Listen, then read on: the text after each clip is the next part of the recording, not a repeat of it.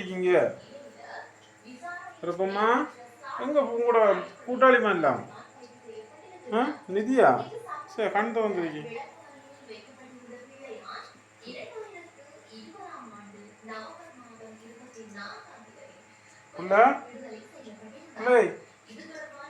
சாப்பாடு இன்னைக்கு சாப்பிட்டுருக்காங்க.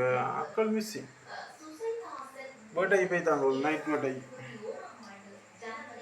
எலி பட்டை இவன் மட்டும் மித்திர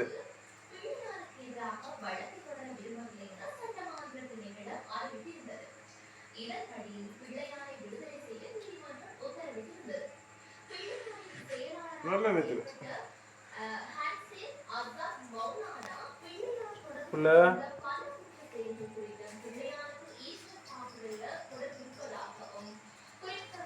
மூராவின் பார்வை.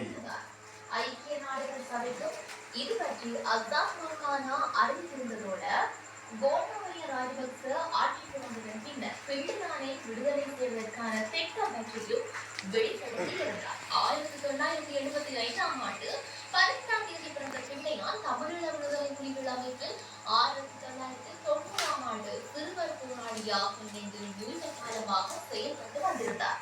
பின்னர் புலிகளோடு ஏற்பட்ட உள்ளக முரண்பாடுகளால்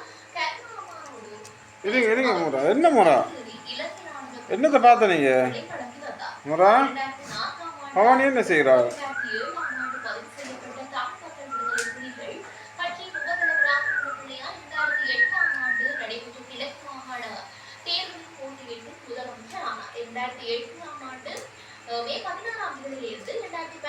பவானி சாப்பிட்டார் முறா.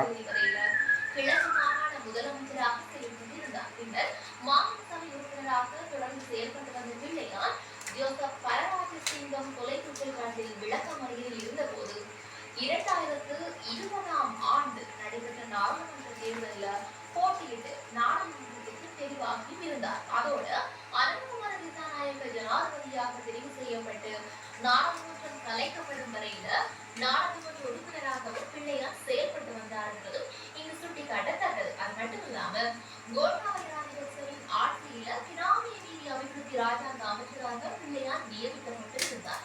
கடந்த ஜனாதிபதி தேர்தலின் போது முன்னாள் ஜனாதிபதி ரணில் விக்ரமசிங்கவுக்கு பிள்ளையான் ஆதரவு வழங்கியிருந்தமை குறிப்பிடத்தக்கது. தமிழ் மக்கள் விடுதலை புலிகள் கட்சியின் தலைவர் பிள்ளையான் எனப்படும் சிவனேசத்துறை சந்திரகாந்தன் கைது செய்யப்பட்டதை தொடர்ந்து மட்டக்களப்பு களுவாஞ்சிக்குடியில பட்டாசு கொளுத்தி மகிழ்ச்சி. அது மட்டும் இல்லாம களுவாஞ்சிக்குடி போலீஸ் நிலையத்துக்கு அருகில இளைஞர்களால நேற்று தினம் 8ஆம் தேதி மாலை பட்டாசு கொடுக்கப்பட்டிருக்கிறது. பிள்ளையான் கட்சி தலைமை காரியாலயத்தில் வைத்து நேற்றைய தினம் கைது செய்யப்பட்டிருந்ததாகவும் தெரிவிக்கப்பட்டிருக்கிறது. கொழும்பிற்கு வருகின்ற குற்றப்புலனாய்வு திணைக்களத்தினரால் இந்த கைது நடவடிக்கை மேற்கொள்ளப்பட்டுள்ளதாக கூறப்படுகிறது. அங்கே என்ன நடக்கப் போகிறது அப்படின்னு சொல்லி நாம் பொறுத்திருந்ததாக பார்க்க வேண்டும். மீண்டும் மற்றும் ஒரு காணொலியினூடாக சந்திக்கலாம்.